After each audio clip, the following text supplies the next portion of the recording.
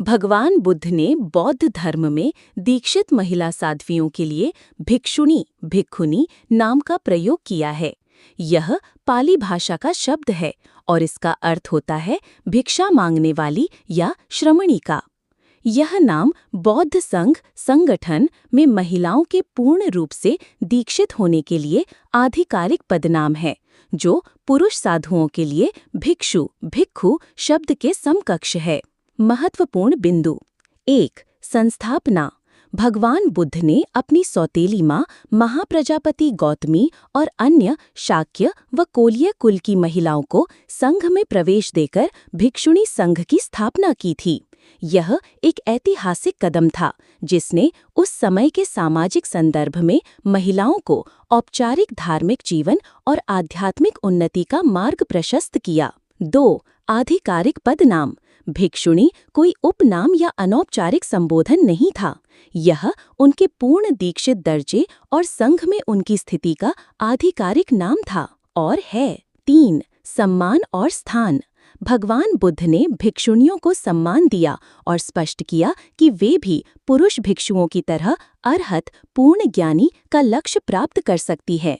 प्रारंभिक ग्रंथों जैसे थेरीगाथा में कई भिक्षुणियों के ज्ञानोदय और कविताओं का वर्णन है। संक्षेप में, बुद्ध ने बौद्ध महिला साध्वियों को भिक्षुणी भिक्खुनी नाम से पुकारा और यही उनके लिए स्थापित आधिकारिक पदनाम है। यह शब्द उनके दीक्षित जीवन, संघ में सदस्यता और आध्यात्मिक लक्ष्य की प्राप्ति के अधिकार को दर्शाता है। पाली साहित्य के अनुसार बौद्ध भिक्षुणियों के लिए आर्या शब्द सही और प्रामाणिक है, लेकिन यह एक सम्मानजनक विशेषण या उपाधि थी, न कि एक औपचारिक पदनाम जैसे भिक्षुणी। यह शब्द विशेष रूप से प्रबुद्ध या उच्च आध्यात्मिक उपलब्धि वाली भिक्षुणियों के लिए प्रयुक्त होता था। पाली साहित्य में प्रमाण। 1. थेरीगाथा एल्डर नन्स के गाथा। यह पाली त्रिपिटक के खुद्दक निकाय का हिस्सा है, जो प्रबुद्ध भिक्षुणियों थेरियों की कविताएं संकलित करता है। इसमें कई भिक्षुणियों को आर्या के रूप में संबोधित किया गया है। उदाहरण के लिए 1. विमला, उनकी गाथा में उन्हें आर्या कहा गया है। थेरीगाथा 5.1। 2. उप्पलवन्ना, उनके संदर्भ में भी यह उपाधि मिलती है।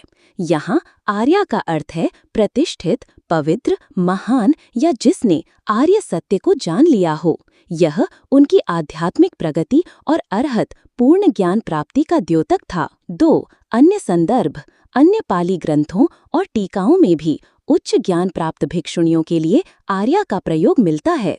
यह शब्द पुरुष भिक्षुओं आर्य के लिए भी समान रूप से प्रयुक्त होता था, जिन्होंने ज्ञान प्राप्त कर लिया हो। महत्वपूर्ण भेद। 1. भिक्षुणी भिक्खुनी, यह औपचारिक पदनाम है जो संघ में पूर्ण दीक्षा प्राप्त किसी भी बौद्ध साध्वी के लिए है, चाहे उसके आध्यात्मिक उन्नति का स्तर कुछ भी हो। 2. आर्या, यह एक सम्मान सूचक विशेषण या उपाधि है जो विशेष रूप से उन भिक्षुणियों या भिक्षुओं के लिए प्रयुक्त होती थी जिन्होंने कम से कम सोतापन पहला आर्य स्तर की प्राप्ति कर ली हो। यह उनके आध्यात्मिक उपलब्धि को दर्शाता है। हाँ, पाली साहित्य के अनुसार बौद्ध भिक्षुणियों विशेषकर ज्ञान प्राप्त थेरियों के लिए आर्या उपनाम विशेषण का प्रयोग पूर्णतः सही और प्रचलित था।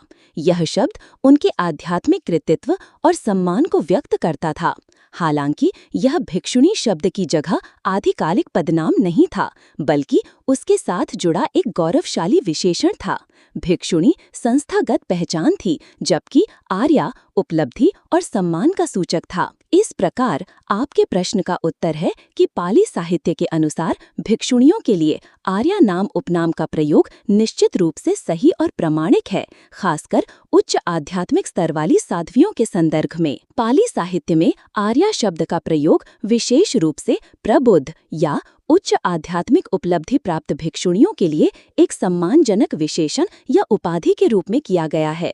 यह उपनाम सामान्य भिक्षुणियों के बजाय केवल उन्हीं साध्वियों को दिया जाता था जिन्होंने अरहत पूर्ण ज्ञान या कम से कम सोतापन पहला आर्य स्तर प्राप्त कर लिया हो। पाली ग्रंथों में इसकी प्रामाणिकता स्पष्ट है। 1. प्रमुख स्रोत थेरी गाथा पाली त्रिपिटक के खुद्दक निकाय का हिस्सा थेरी गाथा एल्डर नन्स के गाथा इसका प्रमुख साक्ष्य है।